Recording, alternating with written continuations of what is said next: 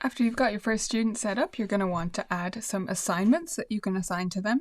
Now you can do that from the student panel as you go, or you can create them in the assignment library. It really works very similarly. So I'm going to start by creating it from the student panel, but know that you can manage them under the assignment library as well.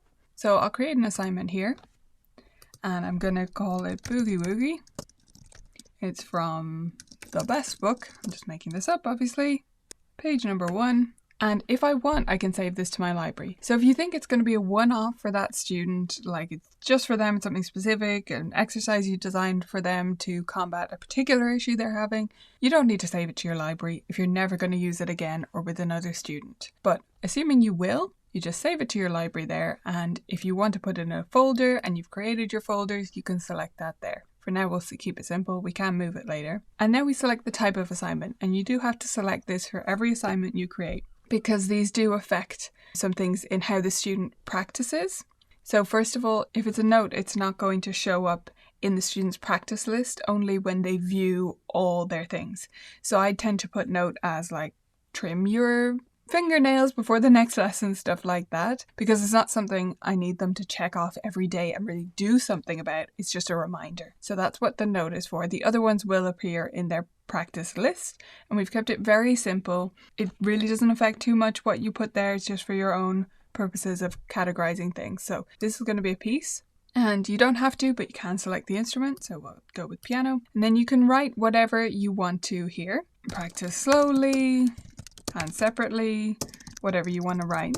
And you can put emojis in here, whatever ones you want to do, and you can search for, let's say, map, or whatever you want to put in, whatever emoji, right? You know how to use those, I'm sure. You use the internet. You can make things bold. You can make them italic, okay?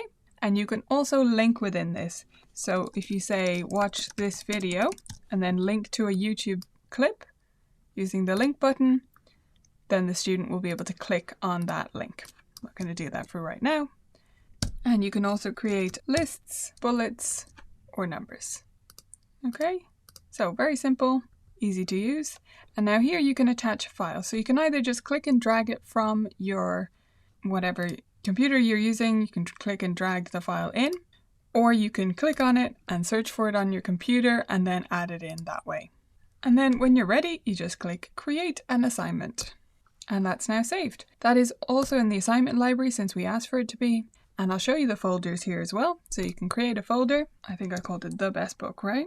So let's call it that. Now your folders don't have to be book names. You get to organize things the way you want. I tend to just organize things by book because it's easiest for me. But then I can move that to The Best Book, and it lives within that folder. This is just for your own organization purposes. You'll be able to search all of them anyway, so if you don't want to use folder, if that's a stretch too far, you absolutely do not have to.